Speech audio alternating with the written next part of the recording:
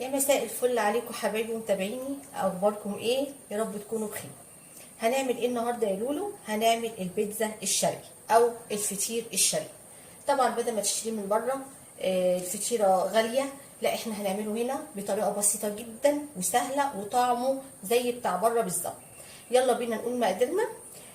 بصوا، بسم الله الرحمن الرحيم. هنا عندي 3 كوبايات من الدقيق، وعندي طبعا الدقيق جميع الاستخدامات، وعندي هنا حوالي كوبايه وتلت ميه او كوبايه وربع ميه، كوبايه وتلت ميه، وطبعا على حسب نوع الدقيق بتاعك.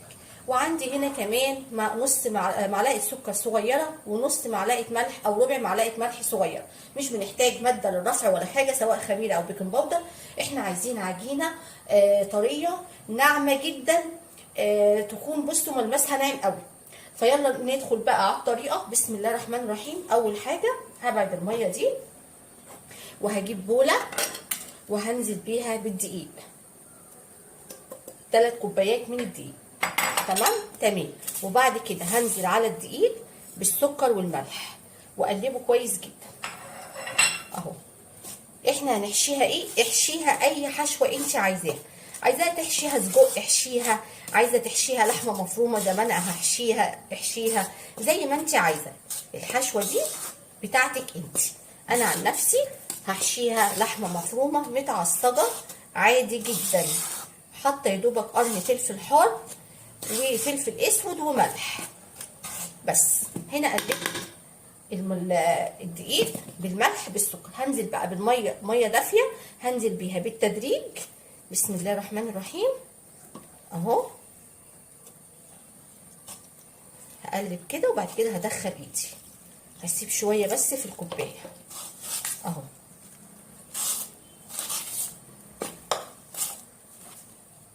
هبدا بقى ادخل ايديا بسم الله، وهبدا اعجن والم العجينه بتاعتي.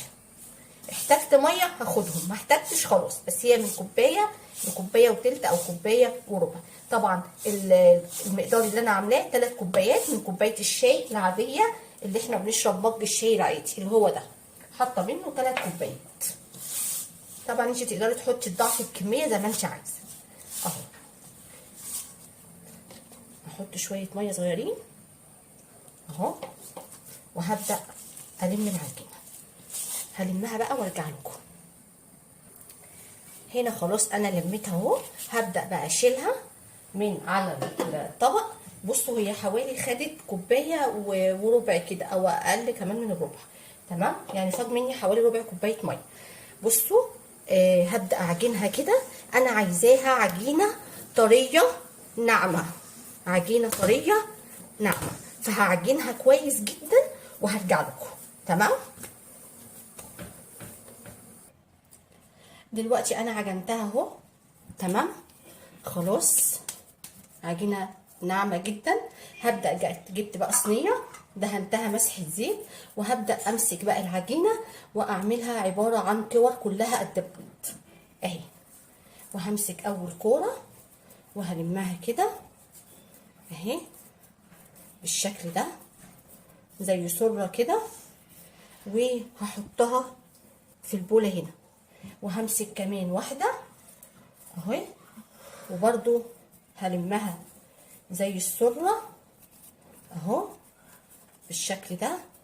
وبعد كده هحطها هنا. هعملهم بقى كور قد بعض اهو، وما اخلص هرجع لكم. هنا بقى حبايبي خلاص انا كورتهم حوالي 8 كور، ادي 2 4 6 8. ال8 كور دول هيطلعوا لي فطيرتين، كل فطيره 4 كرات. دلوقتي دهنتهم مسحه زيت على الوش، وطبعا في الصينيه مسحه زيت. لازم اغطيهم واسيبهم يرتاح حوالي نص ساعه عشان اقدر افردهم. هنسيبهم بقى يرتاحوا وبعد كده نرجع نشوفهم مع بعض، بس طبعا لازم اغطيهم. استنوني.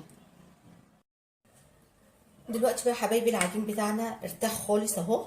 هعمل ايه؟ بسم الله الرحمن الرحيم. همسك اول قطعه، وبعد كده هحطها على الرخامه. بس الاول هجيب رشه دقيق حلوه كده اهو. تمام. وبعد كده هحطها بقى على الرخامه وهفردها. شايفين؟ هجيب بقى النشابه بتاعتي او بايدي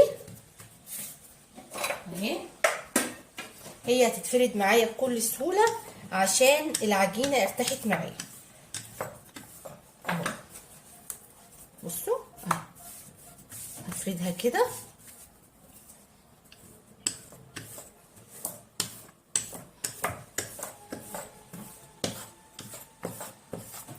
انا عايزاها عجينه، عايزه افردها فرده خفيفه. هفردها كلها بقى على الرخامه وارجع لكم. هنا بقى حبايبي خلاص فردتها اهو. جبت صينيه، هعمل ايه بقى؟ بصوا هشيل بقى دي كده اهي، خليتها خفيفه. بصوا شفافه جدا. هحطها بقى على الصينيه كده اهي. شايفين اهي؟ هحطها على الصينيه بالشكل ده اهو. اي زياده مش مشكله، انا عايزاها تبقى كده اهي. خلاص هعمل بقى افرد التانيه وهوريكم نعمل ايه. ادي التانيه اهو، انا فردت حطيت برضو دقيق، وهبدا برضو افردها بالشكل ده اهو، برضو بالنشابه، وهفردها خفيفه جدا زي التانيه. تمام، ونرجع نشوف هنعمل ايه مع بعض. هنا حبايبي انا فردت التانيه. بصوا بقى قبل ما احط الاولانيه على التانيه، ادي الاولانيه اهي، لازم مسحه زبده او سمنه بالشكل ده. يبقى بعد ما حطيت الطبقه الاولانيه لازم احط مسحه زبده او سمنه. همسحها كده اهو، شايفين؟ امسحها كويس اهو. تمام، وبعد كده هحط الطبقه التانيه عليها. هبعد بقى الزبده دي. بصوا هبدا بقى هحطها هنا عشان بس ايه المسافه عندي صغيره. همسكها بقى كده اهي، وهبدا افردها كده اهي. لقيتيها صغيره، هي مش صغيره، بتمطشيها كده. لو اتقطعت عادي من الطرف مفيش مشكله اهو. هفرد اغطي كده، شايفين اهو اهو. تمام. وبعدين يا لولو هنزل بقى بس كده اهو، وهبدا بقى اجيب الحشوه بتاعتي. بصوا بقى حبايبي الحشوه بتاعتنا، انا عندي زيتون وعندي جبنه رومي وعندي دي طماطمايه كده متقطعه صغيره شايله القلب بتاعها، وهنا فلفل اخضر وفلفل حار طبعا، وعندي تعصيجه اللحمه المفرومه اهي، معصجه لحمه. دلوقتي هنزل بقى بشويه جبنه. طبعا انت تقدري تحطي الحشوه اللي انت عايزاها. احط شويه جبنه كده في الاول اهو بالشكل ده، وبعد كده هنزل بقى باللحمه المفرومه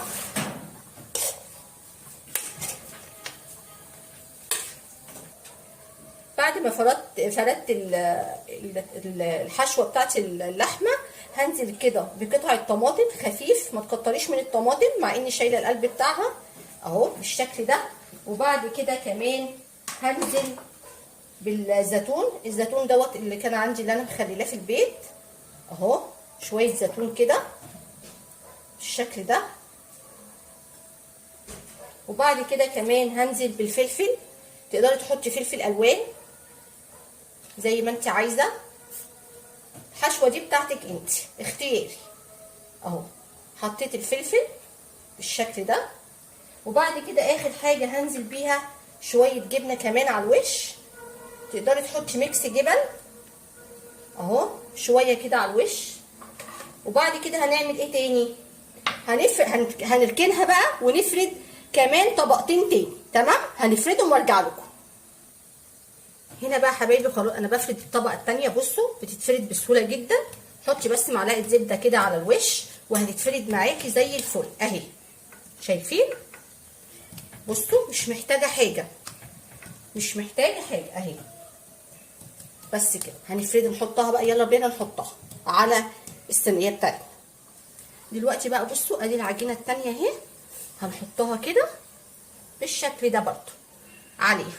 ونجيب الاطراف نوسعها كده، وكده حطينا اول طبقه. هنعمل تاني طبقه بنفس الشكل، وبعد كده هاجي اقول لكم هنقفلها ازاي. دلوقتي بقى حبايبي انا حطيت الطبقه الثانيه اهي بالشكل ده، تمام.